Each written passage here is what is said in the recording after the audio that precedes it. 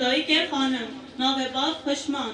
Ceş dayık bune gunde basravi kobane. Jbo avakarın çbak azat em söz dedim de ey şehit ruken kobane. Gu em eriyata berdavam bikin ta çırk adavi jişyana me. Jbo pekanina azati ve keviye. Jbo avakarın çbak azat u demokrat. Hezin me hezin parastana gel. Em ve veskay diyari malbat şehit ruken kobane bikin.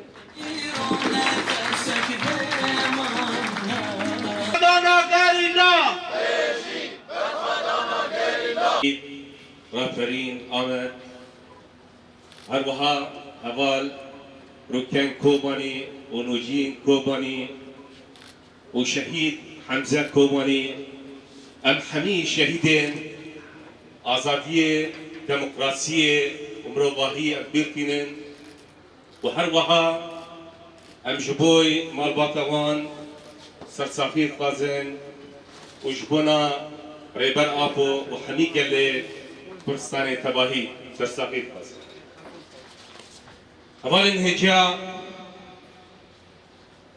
يه سالن درج ينكو كاروان الشهيدان يكو دس بكري وتكوشينا خوي وحطاني داوية وحنوي تشتي خوي ايكو فدا كري جبونا آزادية جبونا رومتا قلي خوي وايكو ام حطاني بيروجي ام آنينا او شي تاني فضل شهيد مير ايما وكلي كرد بديروك لمداجي طيبتشي بمها نهاكم تيدا مها آداري بقلك إنشيين هانك دراندا قلي كرد تيدا درباسبي di şəxsə hər çar həvəlanda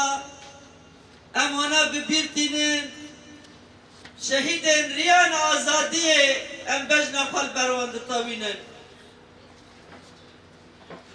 Belki evvelen kuhiro roj bir roj şehid dikevin li serê ciyan li deşt û newalan û her wiha hevalên kuhiro li Rojava çil Helebê, çil Şamê, çil Cezîrê, çil Kobanê tevayî şehidên rojên zehmet, şehidên rojên berf û baranan, rojên germa û serma wekû şehîd Hemze heval raperîn bi sis salan belkî bi 10 salan li serê ciyayê Kurdistanê di bihara emrê xwe da di bihara emrê xwe da ku hîro me dîtin ku xafedayî vî gelî kirin.